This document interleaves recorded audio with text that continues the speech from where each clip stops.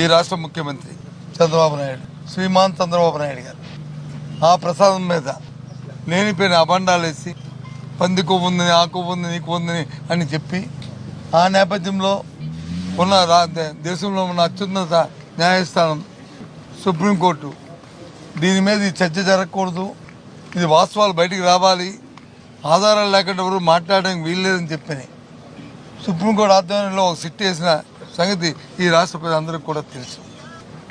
ఆ నేపథ్యంలో ఆ సిట్లో రాష్ట్ర ప్రభుత్వం వాళ్ళ రిక్వెస్ట్ కూడా మా అధికారులు కూడా ఉండాలని కోరితే అధికారులు కూడా అందులో వేసిన నేపథ్యంలో ఆ రిపోర్ట్స్ కూడా వచ్చాయి. ప్రభుత్వం దగ్గర, సుప్రీంకోర్టులోనూ అవన్నీ కూడా ఉన్నాయి. ఈ కాలంలో కొన్ని వాస్తవాలు బయటకు వచ్చాయి.